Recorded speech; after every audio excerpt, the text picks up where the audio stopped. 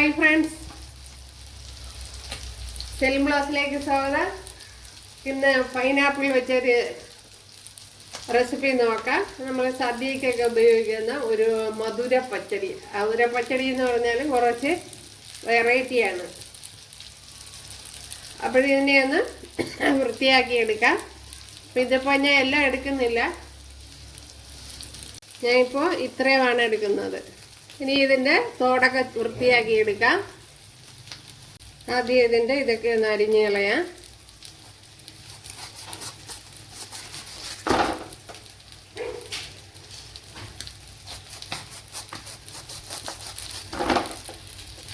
അപ്പോഴെല്ലാം ഇതേപോലെ ചെത്തിയെടുക്കാം. അപ്പോഴിതേപോലെയാണ് അരിഞ്ഞെടുത്തേണ്ടല്ലേ.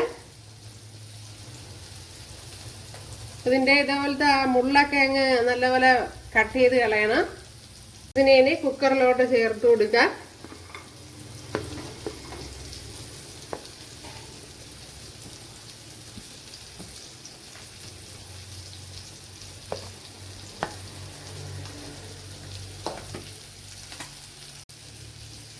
ഇതിലേക്ക് ശകലം മഞ്ഞൾപ്പൊടി ചേർത്ത് കൊടുക്കുക. ആവശ്യത്തിനുള്ള ഉപ്പുപൊടി ചേർത്ത് കൊടുക്കുക. ഒരു പച്ചമുളക് കൂടി ചേർത്ത് കൊടുക്കുക.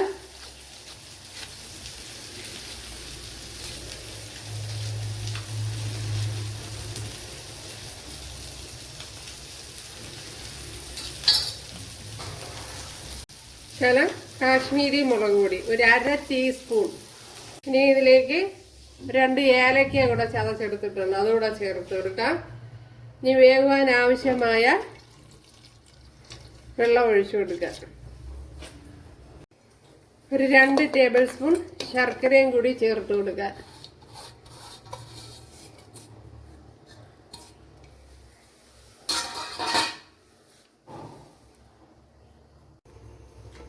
ഇവിടെ ഇത്രയും തേങ്ങ എടുത്തിട്ടുണ്ട്. ഇതിനെ ഒന്ന് ചെറിയ രീതിയിലൊന്ന് ഫ്രൈ ചെയ്തെടുക്കണം.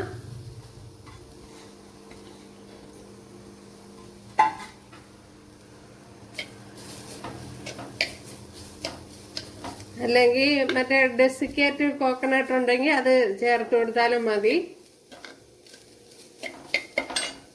ഫ്രൈ ചെയ്യാനും വേണ്ട, അത് ജസ്റ്റ് അതിൻ്റെ പച്ചയായിട്ടുള്ള ഒന്ന് മാറ്റിയെടുത്താൽ മാത്രം മതി. അപ്പോൾ ഡെസിക്കേറ്റ് കോക്കനട്ടാണ് നല്ലത്. എൻ്റെ കയ്യിലില്ല ഇപ്പം.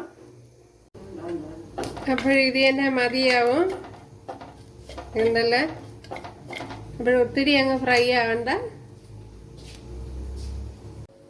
ഇപ്പോഴും നമ്മുടെ പൈനാപ്പിൾ ഇവിടെ നല്ലതുപോലെ വെന്ത് വന്നിട്ടുണ്ട് കണ്ടല്ലേ.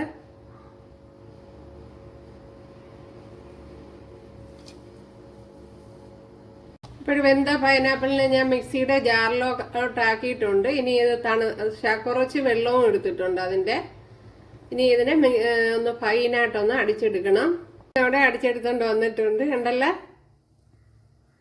അപ്പോൾ ഒത്തിരി അങ്ങ് ഫൈനായിട്ട് അങ്ങ് അരച്ചിട്ടില്ല. അപ്പോഴരച്ചെടുത്ത പൈനാപ്പിളിനെ ഇതിലേക്കൊന്ന് ചേർത്ത് കൊടുത്തിട്ടുണ്ട്. ഇപ്പോൾ നേരത്തെ കുക്കറിൽ നിന്ന് കുറച്ച് വെള്ളവും കൂടി എടുത്തിട്ടുണ്ട്.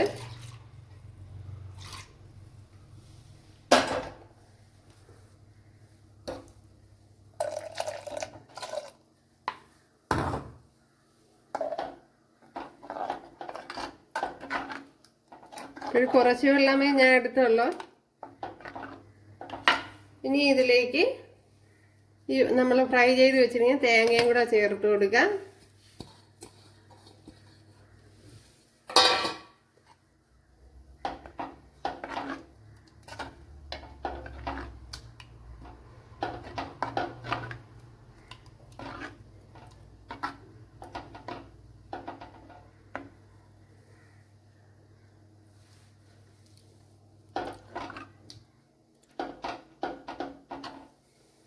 ശകലം വെള്ളം കൂടെ ഒഴിച്ചു കൊടുക്കുക.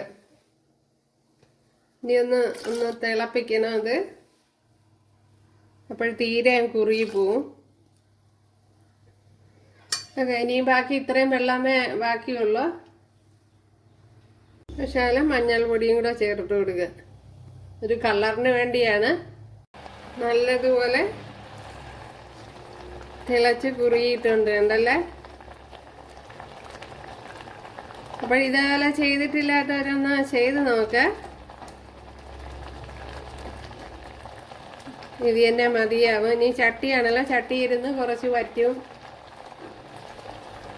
ഇവിടെ 1 ടീസ്പൂൺ നെയ്യ് ചേർത്ത് കൊടുത്തിട്ടുണ്ട്, അതായത് ഗീ. അതിലേക്ക് കുറച്ച് കടുകും ചേർത്ത് കൊടുത്തിട്ടുണ്ട്. നിങ്ങൾക്ക് താല്പര്യമാണെങ്കിൽ ചെയ്താൽ മതി. കടുക് താളിച്ചില്ലേലും കുഴപ്പമൊന്നുമില്ല.